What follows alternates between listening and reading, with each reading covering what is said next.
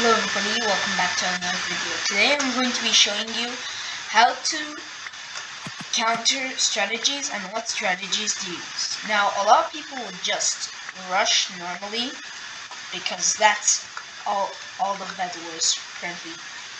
A lot of people would just go to get 16 iron, go to shop, and then just rush out. But I'm going to tell you why that's a bad strategy.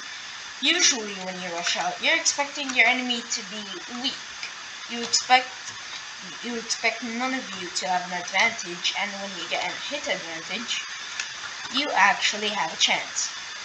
Now, and some of them would actually just do this. If you see anyone do this, it's actually really easy. It's actually really easy to counter it. You need to put your cursor on them, or if they're just one block instead of this, literally all you need to do is just place a block on them, and there you go, they're dead. Now, for the other strategies, saving up your iron. As you can see, I have a lot of iron, and I would usually put it in my personal chest. There is no personal chest in this map. That's actually a really good strategy. Having an advantage over your enemy is a great source of advantage and would usually make them scared. But if they get a hit advantage on you, they would usually just rush. So what you need to do to counter that, the hit advantage or gear advantage, is literally just get emeralds and diamonds. All you need is 4 of each. As you can see, 6 of each. It's more than you needed. And all you need to do is go to the shop, and there you go. You basically almost won the game. A lot of people think it's game over when you actually get a diamond sword really early in the game. It's actually almost a game over because if a sweat actually gets it early match in 3 minutes or less, that's actually a really bad sign, which is why you're gonna need to actually have tier gen and a lot of advantages. You're gonna need defense advantages in order to actually win against him. And also, if he loses it, it's over. He lost because it was already a waste of emeralds and a waste of diamonds. But be careful that they don't get emeralds, because if they have armor, it's safe. It doesn't disappear. Because if they get emeralds again, they will actually get diamond sword again. They'll get one. So there you go. That's my strat about gear advantages. Now, the block advantages. As you can see, there's an enemy behind me. For example, an enemy is behind me, and you just want to run from him, and you just get trapped. So what do? You're stuck in the corner. You don't have enough blocks, so you need to. It honestly depends on the jukes at this point, because without juking, you lost. And you also need to collect resources on your way if he's far away from you, because getting an advantage while he's coming at you is very intimidating.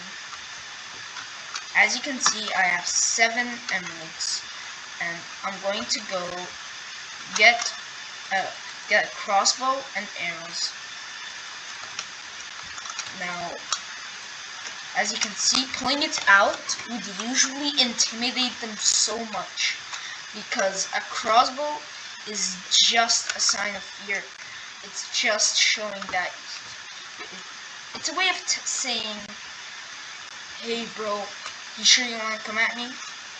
That it's literally what the crossbow means. That's the meaning of the crossbow in this game. It's making people decide whether they should rush you or not.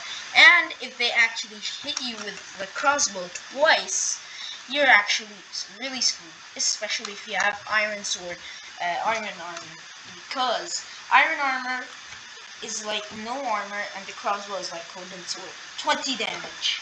It's literally just a really bad thing. And now is the void. The void just spawned. Now, a lot of people would usually just enter and try to get the void gear. It's honestly, it's gonna be a really good strategy, except the fact that not all players enter. So, you're risking a lot of things. 1, you're risking your bed. 2, these things drop your health to 90, and they do damage, which means it's not really a good decision when people don't join. And as you can see, it doesn't spawn on Duel's maps. So here,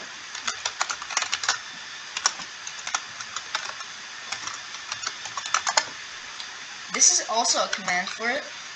Now I'm going to enter, and there's an enemy on the other base.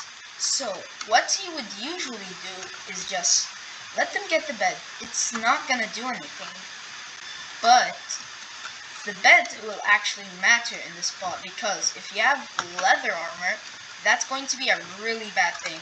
Also, you actually need to get a crossbow in this place, because a crossbow is really, really, really useful. And also, knocking them down might also be a great strategy sometimes, because you actually, if they damage you, they won't. And also, Trinity is a really good thing in this spot. And also, building up won't be really that useful, because I actually tried it once and the blocks just disappeared. As you can see, it disappeared. And I fell. So, there you go. And someone will break your bed. So, that's why you actually need iron armor at least in this place. But then, they won't know that you're actually stacked with a lot of gear. So, to counter that, them breaking your bed while you're in the void, just go back. Just go back and get void armor and you've won the game. Void armor is really good. And I think it's even, you can even win against emerald armor, if that's possible. It's depending on your plays if you want to win with a void armor. As you can see, I am really low, so going next to the void beasts is gonna be a really bad decision. The void will close in 10 seconds, and as you can see, I'm dead. So there you go. This would usually just be the no bed death screen, but hey, this was all just 3 strategies. So if you enjoyed this video, please like and subscribe, and I'll see you in the next one.